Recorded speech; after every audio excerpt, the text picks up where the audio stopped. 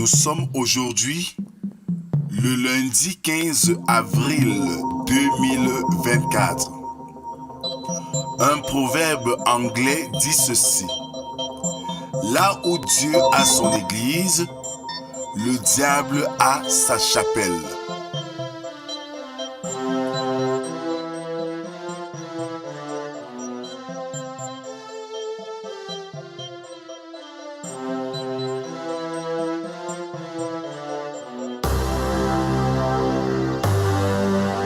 Bien-aimés dans le Seigneur, bonjour.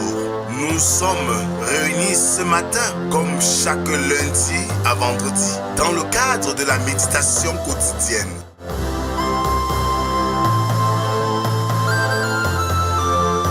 La méditation quotidienne est un moment de recueillement, de prière, de chant, de méditation de la parole de Dieu pour ainsi préparer notre journée.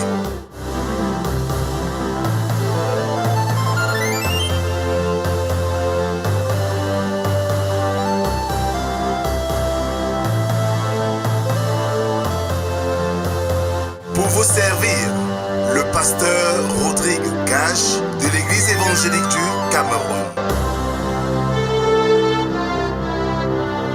Alors, mes bien-aimés, ouvrons nos cantiques sur les ailes de la foi, numéro 184, intitulé « J'ai soif de ta présence ».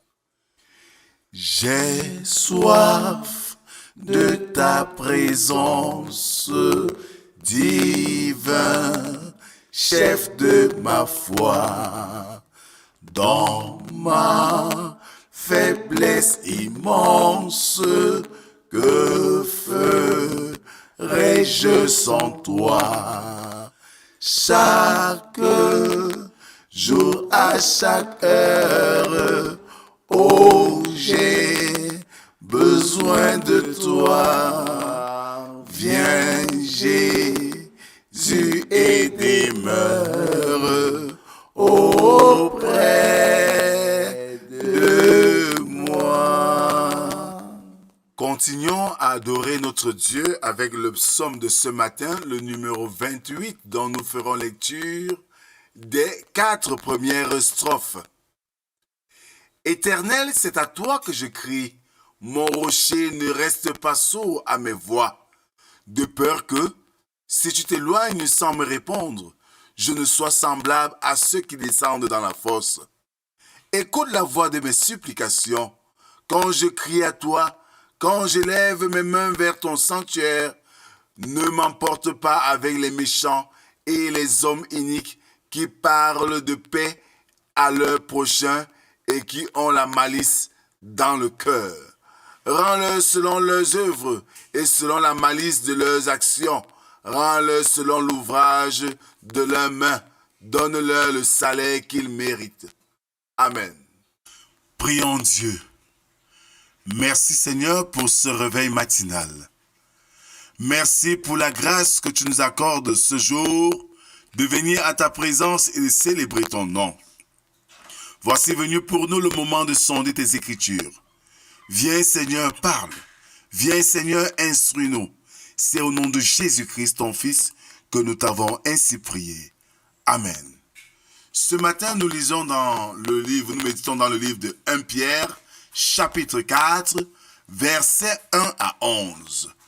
Là, il est écrit: ainsi donc, Christ ayant souffert dans la chair, vous aussi, armez-vous de même pensée, car celui qui a souffert dans la chair en a fini avec le péché, afin de vivre non plus selon les convoitises des hommes, mais selon la volonté de Dieu pendant le temps qui lui reste à vivre dans la chair.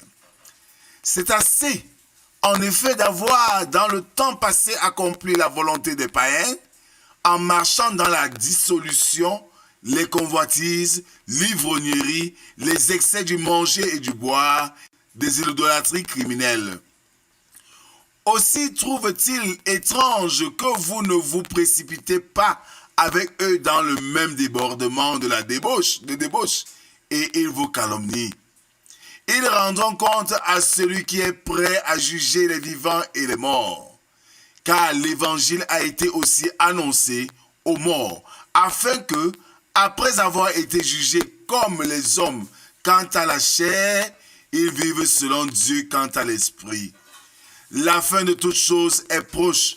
Soyez donc sages et sobres pour vaquer à la prière.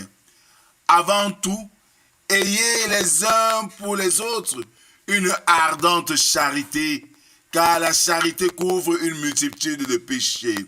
Exercez l'hospitalité les uns envers les autres, comme de bons dispensateurs des diverses grâces de Dieu, que chacun de vous mette au service des autres le don qu'il a reçu. Si quelqu'un parle, que ce soit comme annonçant les oracles de Dieu.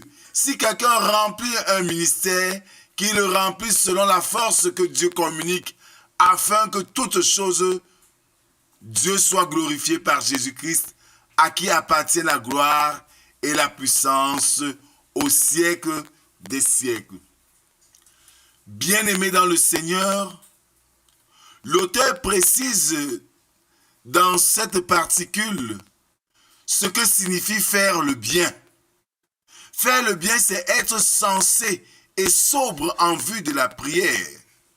La maîtrise de soi est une facette du fruit de l'esprit. Bien-aimés, avoir les uns pour les autres un amour constant est important pour tout chrétien, car l'amour couvre une multitude de péchés. Pierre est réaliste et sait que le sujet de dispute ne manque pas dans les assemblées chrétiennes, comme dans les familles. Or, dans une famille mature, comme dans l'Église, l'amour de chaque membre pour les autres couvre les querelles. Cela ne signifie pas qu'il n'y a pas de péché à dénoncer et de pécheurs à reprendre, car tout le Nouveau Testament s'oppose à cette conception réductrice. Soyons conscients, bien-aimés, que des péchés seront inévitablement commis et préparons-nous à les couvrir par l'amour. Oui, servons Dieu avec amour, aimons nos semblables avec amour et Dieu fera le reste. Amen. Merci Seigneur pour ce message que tu nous délivres ce matin, qui nous invite à vivre dans l'amour, dans la cohésion, comme communauté chrétienne, comme famille. Au moment où l'amour s'effrite dans tous les milieux, tu nous invites à la revaloriser. Aide-nous dans ce défi, Seigneur, social. Accompagne-nous dans toutes nos activités de la journée, en ce premier jour de la semaine. Oui, Père, nous avons besoin de toi. Nous avons besoin de ton esprit. Ne nous abandonne pas, Seigneur. Vole à notre secours. C'est au nom de Jésus-Christ, ton Fils, que nous t'avons prié. Lui qui nous a appris à te dire, notre Père qui es aux cieux, que ton nom soit sanctifié, que ton règne vienne, que ta volonté soit faite sur la terre comme au ciel. Donne-nous aujourd'hui notre pain de ce jour. Pardonne nos offenses, comme nous pardonnons aussi à ceux qui nous ont offensés.